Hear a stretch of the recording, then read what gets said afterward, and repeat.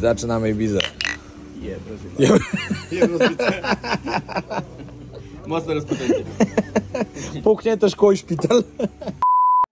I've always admired those who just do it and they conquer their fears.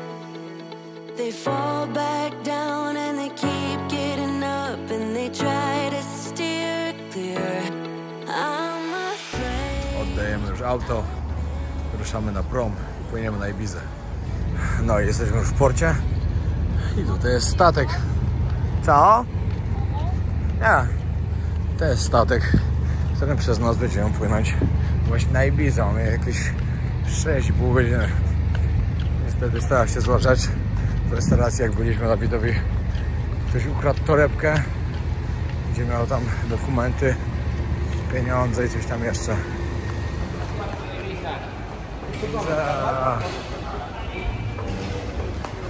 Także jedziemy na Ibizę. Znaczy płyniemy. Płyniemy, tam odbieramy samolocik i zostajemy tam na 4 noce. Dokładnie tak. Nie mogę się doczekać. Jak pójdziemy do Ushuai na Davida Guettę, gdzieś indziej jeszcze. Świetny czas.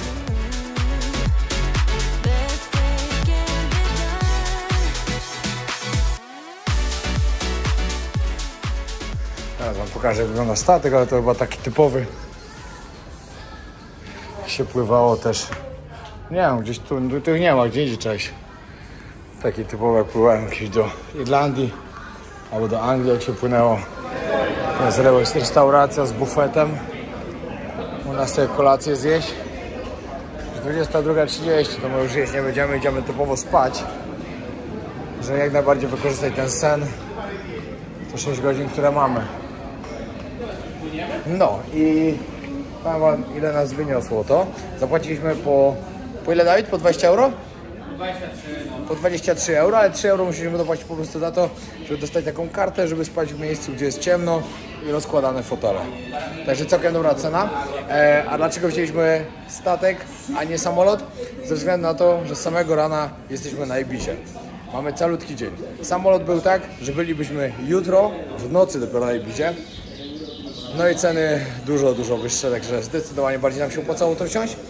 I jeszcze dodatkowo oszczędzamy na noclegu, ponieważ prześpimy się tu i nie musimy brać na Ibizie jednego. Znaczy w sumie to by nie było, by było w Benidormie najlepiej.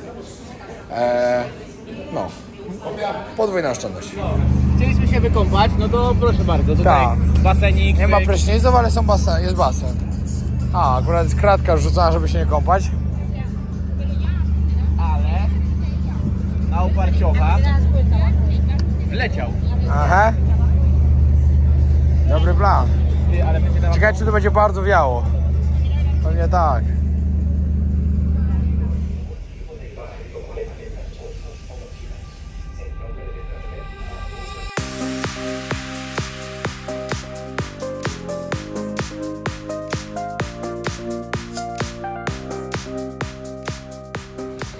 Piąta rano, wpływamy na miejsce. Nie wiem, po co też pobudzili, jak już od godziny 25 minut, znaczy z 5:25, teraz od 5 dopłynęliśmy, a 25 minut siedzimy tutaj, czekamy nie wiadomo na co i nas nie wypuszczają. Było spokojnie dalej spać. Tylko najgorsze jest to, co to robić tak wcześnie. I trzeba znaleźć jakąś miejscówkę, żeby się przespać jeszcze i spać. Pospaliśmy jeszcze trochę na krzesłach, 2 godzinki. Spaliśmy to jest za duże słowo. Buchy nas wykańczały po prostu. I ktoś chrapiący, ale ja nawet usnąłem. 2 godzinki więcej spania było. Śniadanko i zaraz ruszamy do hotelu.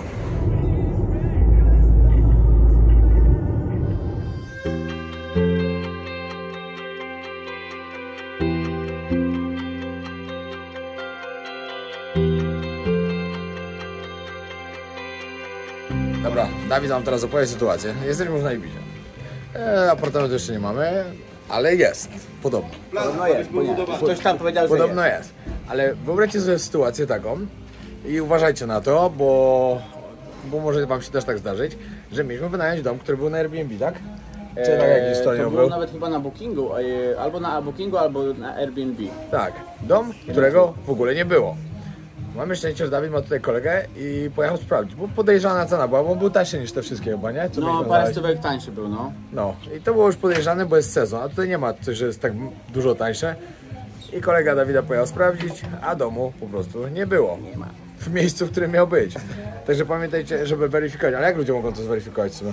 Wiesz, mógłby ktoś nawet zrobić takiego wałka, że byłby jakiś tam dom, nie? I tak naprawdę byś tego miał ciężko zweryfikować, ale Ale nie do wynajęcia. najlepiej skontaktować się z tą osobą na miejscu, z jakimś hostem czy z kimś, no i po prostu zapytać, czy może zobaczyć tą willę, nie? No. No właśnie, w sumie tak, zadzwoni na kamerce albo coś, żeby pokazał, no. Także uważajcie, bo robią takie wałki, można stracić naprawdę dużo pieniędzy. Ile miał wyjść za noc? Coś koło 600-700 euro. 700 euro. Na 3 noce? Na 4 noce? 4, no. No to mamy prawie, wiecie, 2400, 2800, coś takiego, euro. 10 tysięcy złotych, no to mało nie jest, to jest bardzo dużo, a można by było to stracić. I to właśnie było na Bookingu i tak samo mój ziomek stracił w Tulum też na Bookingu. Co niby Booking jest taka pewna strona i powinno się nie stracić, a jednak on stracił i nie odzyskał tej kasy, a też chyba 3 koła euro. I tutaj było tak samo na Bookingu. No. Tylko często oni piszą po prostu później, że chcieliby kontakt na przykład telefoniczny, chcieliby na mailowy. To tak, coś takiego widzicie na Bookingu albo na Airbnb, to już jest podejrzane i wtedy to już jest na 90% wałek. Ale to dziwne, przecież Booking powinien weryfikować ogłoszenia. To ciężko, żeby było jakieś... Nie, no, ale jednak. Ale jednak, dobra. Czekamy na busa, bo właśnie mamy wynajętego tutaj busa, ale gościu śpi. Także musimy czekać. San Antoni, także gdzieś z boku. No i czekamy właśnie. Kolega nam załatwił naprawdę fajną ofertę na wynajęcie busa na te wszystkie dni od jakiegoś znajomego, także musimy przeczekać. Zapowiadają się naprawdę fajne 4 dni tutaj. No powiem wam tak, no jeśli by było tak, że oszukaliby nas na ten dom, to tylko jeszcze Dawida wczoraj ukradli. Dawida w sumie teraz na tym wyjeździe już 2 razy ukradli. Bo najpierw ukradli mu telefon na Tomorrowland. Znaczy, czy mu ukradli, czy gdzieś zostawił, to jest takie pół na pół. On twierdzi, że mu ukradli, że mu ktoś wyciągł z kieszeni. Ale z Dawidem różnie bywa. Mógł tak samo go gdzieś zostawić przypadkiem. No ale torebkę wczoraj typowo ukradli. W restauracji siedzieliśmy po prostu. Chłop siedział za nami w stoliku tak troszkę dalej. Nie typowo krzesło w krzesło.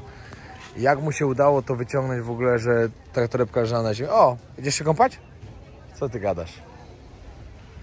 No, jak mu się to udało zrobić, to też nie wiemy dokładnie. Ale ukradli na 100%, bo godzinę później chłop próbował skorzystać z tej karty, próbował coś zapłacić w sklepie. Że się wszystko potwierdziło.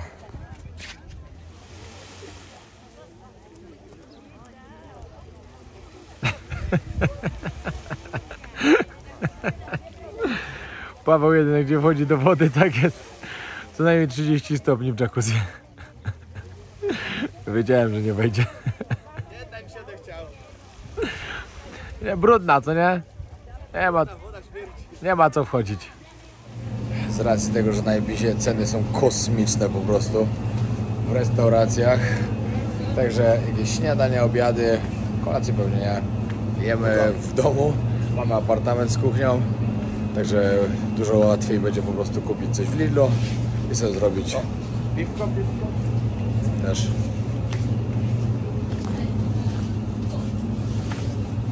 Pamiętajcie, na Ibizie jest na co wydawać pieniądze, a nie trzeba tracić je w restauracjach, które są niektóre zdecydowanie za drogie. Zrobione zakupy na parę dni. Zobaczymy, czy nam to wystarczy. Raczej nie, ale to dokupimy już. Włączamy tryb bardziej oszczędzanie kasy, bo jedzenie 3 posiłków dziennie w restauracji w Hiszpanii lub gdziekolwiek. Na Ibizie przede wszystkim. Tym bardziej jak wejście do klubu kosztuje 100 euro za wiecie, nic. Mamy swoją Tylko za kuchnię, wejście. No. Więc jakby... A poza tym my lubimy jeść w domu. Ja lubię jak Ala gotuje, tak często się to dzieje. Ala najlepiej co Ale gotuje. najważniejsze, że Dawid nam zrobi guacamole. Tak, a... Dawid wie jak robić guacamole, bo kiedyś swoją mamę instruował jak robić i powiedział, że zrobi nam najlepsze Tak. guacamole. A wczoraj dostał jeszcze jednego... Instruować ogólnie, ale robić jeszcze nie robiłem, ale na pewno mi się uda. na pewno Wczoraj się dostał uda. nowego tipa na oliwki, zobaczymy. Ej, oliwki się Oliwki, właśnie. takie Dobra, gdzie mogą być oliwki? 220 euro. To tutaj? To mamy tyle, co naprawdę śniadanie i obiad na tyle osób. Po 33 euro nam wyszło na osobę. To za tyle, to nawet już nie zjedli śniadania i obiadu. Myślę, to był obiad z 2 wiwkami. Albo nawet z jednym, zależy gdzie. No naprawdę, cena na Ibizie to jest mocna akcja, ale to wam będę wszystko pokazywał. W tym odcinku, w kolejnym, zobaczymy jak będzie. Może będą 2, może 3, pewnie 2 raczej. Wolę zrobić 2, ale takie dłuższe. No, dojechaliśmy do naszych apartamentu z Blanco Sol. Kto ogarnął taki zajebisty apartament? Czekaj, kto to był? Halo, halo? Jakiś przypadkowy bezdomny. Ładnie, ładnie. Tutaj. No way, 3 minut. Tutaj jakiś plac zabaw. Oto dla Dawida. No i basenik. Fajnie, fajnie. Restauracja do posiedzenia. Dobrze tu jest. No. Dobra, mieszkanie wam pokażę zaraz. A może później trochę. Mamy tutaj takie do posiedzenia. Z góry wygląda tak. Takich budynków jak my mieszkamy jest parę, chyba 6. Dodatkowo z tyłu jest jeszcze kolejny basen. To jest Paweł, nie wiem czy znacie. Na formie. Cały czas. Tutaj wam pokażę jeszcze. Mamy wejście na dach od razu. Ładno to wywaliłem się. Tutaj. Co tego schoda tu dał? Kto to postawił? Takie mamy leżaczki. Sea view można powiedzieć. To jest CV, to dobra. No i tutaj możecie zobaczyć, każdy takie ma. Jest raz, 2, 3, 4, 5, 6. No 6 takich budynków, plus tamten 7 główny, 8, 9, 10. Ładnie, nie, tam już nie. 9 budynków, 10 budynków. Powiem wam, że całkiem nieźle. My tutaj płacimy za noc 500 euro. Czyli 2200 zł za jedną noc. Sezon trwa tutaj na Ibizie teraz 5 miesięcy podobno. To powiem wam, że no trochę pieniędzy zarabiają. Ale szczerze, bardzo przyjemne miejsce. Nie wiem jak daleko stąd mamy, żeby sobie zejść do plaży. Trzeba podjechać, czy można podejść, ale jest spoko. Tutaj mamy jeszcze taka miejscówka. Kolejny basenik. Zaczynamy Ibiskę. Dobra, pierwsze miejsce, w którym się zatrzymujemy, które mamy najbliżej domu, to jest Cala Vadeja. Ej, my tu mieliśmy zdjęcie kiedyś, Dawid, przecież. Popatrzcie, jak to pięknie wygląda.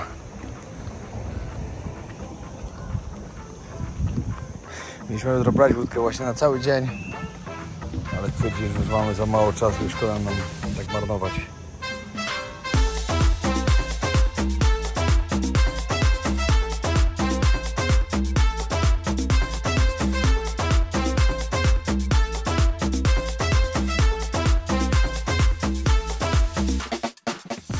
Pięknie to wygląda, ale niestety nie ma gdzie zaparkować.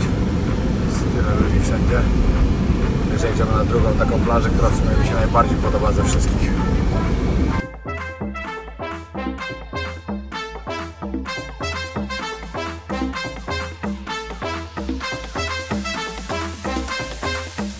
Kolejne miejsce, w którym się odwiedzamy, Cala Conte. Mi to się najbardziej tutaj w sumie podoba. I zaraz zobaczcie dlaczego. Jest tu piękna woda. Popatrzcie jak tu pięknie. Jest niesamowita woda.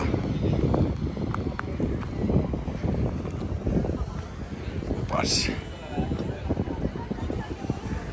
Po prostu cudownie. Zaraz jeszcze odpalę drona, to w ogóle będzie pięknie.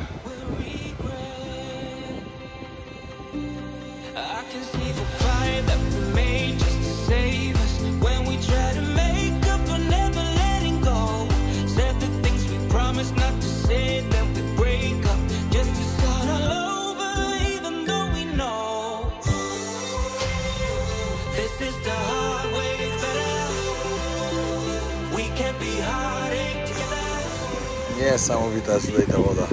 Ten kolor tej wody.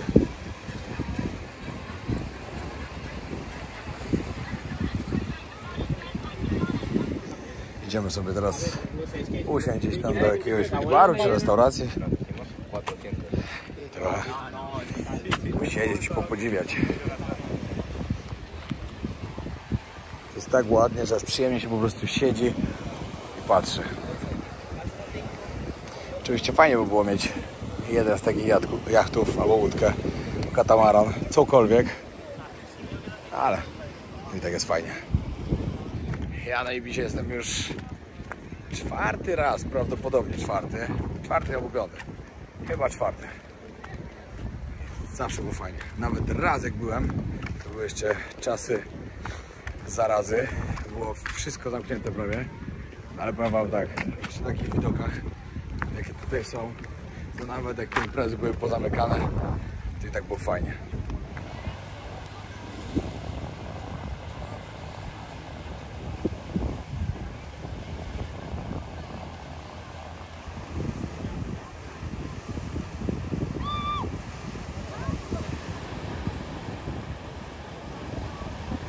Wiele osób właśnie ma takie trochę złe mniemanie na temat tej wyspy i myślą, że Ibiza to tylko przyjeżdża się, żeby imprezować. Oczywiście, większość ludzi przyjeżdża imprezować, ponieważ jest to najbardziej znana wyspa, znana imprezowa wyspa na świecie. I to jest naprawdę świetne, że taka Ibiza jest, ale nie każdy. Przyjeżdżają tu też całe rodziny, przyjeżdżają tu osoby starsze i tak dalej. Po prostu dla tych pięknych widoków, żeby sobie odpocząć.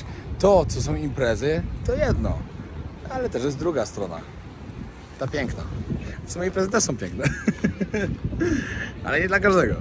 Tutaj darować miejsce to naprawdę nie będzie łatwą sprawą, ale poczekamy. Patrzcie.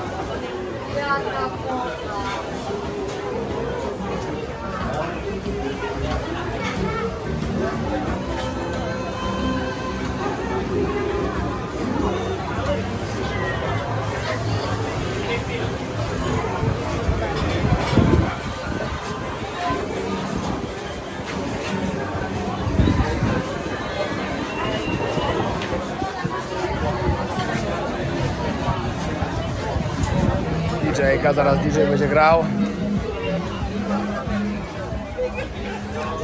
I to jest Ibiza. A drugą część Ibizy, tą bardziej imprezową, pokażę wam w drugiej części. Na początku trochę relaksu.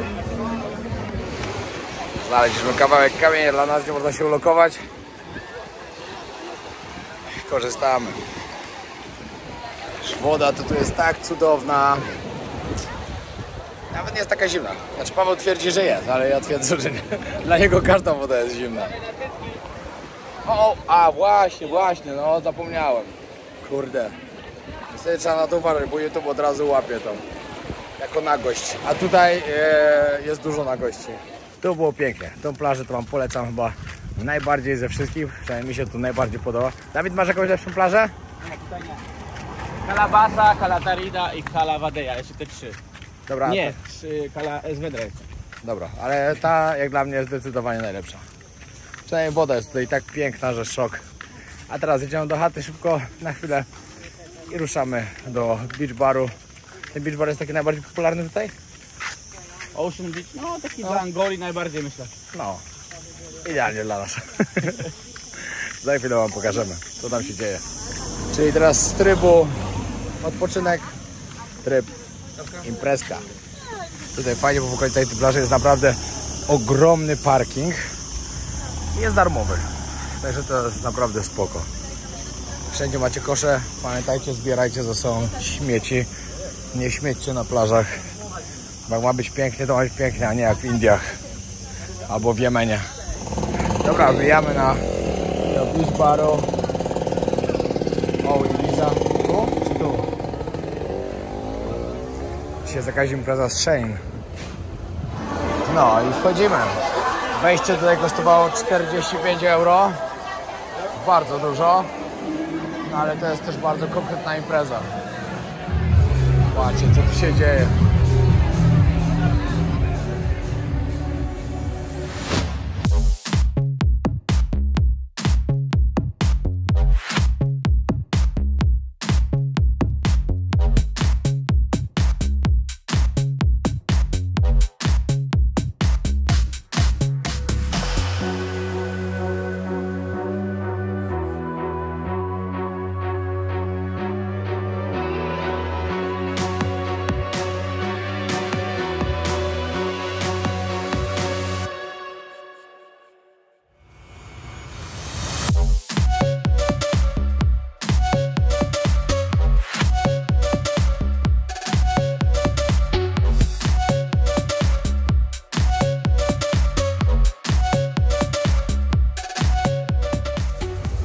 jedna część skończona. Idziemy się przebrać i zaczynamy drugą część tej nocy. Znaczy, tej nocy, tego dnia. Tylko druga część to będzie właśnie noc. Śniadanko gotowe. No przyznaj się, Dawid, kto to wszystko zrobił? No ja. No właśnie, Dzięki, właśnie. dzięki. Właśnie, Dawid, tak myślałem. Hiszpańskie śniadanko. Z pięknym widoczkiem. Mamy z Siwiu śniadanie. Wow. Nieźle. Widek, siadaj sobie tam. Dobrze rozpoczęty dzień. Dziewczyny coś tam ogarniają w domu, szykują się, a my z racji tego, że mamy bardzo blisko plażę, jedziemy sobie napić się kawki i podziwiać. W ogóle później płyniemy na Formenterę. Jest taka wyspa, którą każdy tutaj jest najbliżej, praktycznie tam płynie, bo jest tam naprawdę przecudownie. Prawdopodobnie wynajmiemy sobie skuterki, żeby tam pojeździć, ale ta wyspa zasługuje na osobny odcinek, także to zobaczycie w kolejnym odcinku. To plus tam jeszcze coś. Prawdopodobnie może to będzie tylko drugi jeszcze odcinek. Zobaczymy. Czas pokaże. No, ale dzisiaj zapowiada naprawdę fajny dzień. Wczoraj nie poimprezowaliśmy praktycznie w ogóle. Troszkę tylko w dzień na tym pool party. No ale też na początku za dużo tam było właśnie ludzi. Dopiero później taka znajoma nam dała bransoletki VIP-owskie. Tak mogliśmy już na VIP-y iść. No to już było dużo lepiej. No, a dzisiaj wieczorem co będzie? Się okaże. Mamy 4 dni i trzeba je dobrze wykorzystać. Patrzcie, jaki elegancki samochodzik, renówka.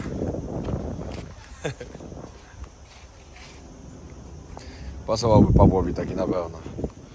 I to bardziej taki. W ogóle podoba mi, to nie jest Mercedes, ale mi się podobają takie Land Rover. Mi się podobają takie Mercedesy G-klasy. Piękne auto. Pięknie to. Jedziemy gdzieś do kawiarni, co? Tu jest albo tu jest. A gdzie jest ładniejszy widok? Tutaj się siedzi niżej, a tam się siedzi niżej. Kalabadeja. Parking tutaj, to wam podpowiem. Zaraz przed wjazdem, tylko wiadomo, z samego rana trzeba przyjechać. Za 4 euro za cały dzień. Naprawdę jestem zaskoczony, myślałem, że 4 euro to jest za godzinę, a to się okazało, że cały dzień nawet można stać. To jest piękne, przyjść sobie na kawkę. Po śniadanku, kawka z widokiem ładnym przy plaży. Uwielbiam, no naprawdę. Obiecałem sobie w Tajlandii, że kiedyś będę miał dom, który będzie z widokiem. Żeśmy sobie z Alą mogli właśnie rano siadać, kawkę pić z widokiem na morze. Coś pięknego. Będę to afirmował cały czas, żeby się w końcu to stało. Że to naprawdę trzeba uważać na półnagie kobiety, bo jest ich tu bardzo dużo. Trzeba uważać, żeby mi tego YouTube później nie zdemonetyzował i blokady nie dał. Wiecie, jakie to jest dziwne? Mimo tego, że to jest na przykład plaża, wydawałoby się tutaj, wiecie, normalne całkiem. No to dla YouTube to już jest pokazywanie na gości i koniec. Film zablokowany. Znaczy, dobra, to jest raczej normalne, że tak powinno być, ale czasem w przypadku można po prostu coś złapać, nawet nie zauważycie, że tak się stało. I koniec. I problem. Łódeczką sobie zjechali z samochodu tutaj i na jachcik. Ale powiem wam szczerze, że się cieszę, że te wakacje się kończą. Wiadomo, wakacje w Europie są świetne, znaczy kończą się dla mnie. Ale już mnie tak rwie, żeby gdzieś pojechać, taką podróż. Tym bardziej, że wiem, że jeszcze cały sierpień, cały sierpień też jeszcze będę dopiero pod koniec sierpnia ruszam. Na początku ruszę sam, może z Pawłem, o ile się uda. No a później dołączy Ala.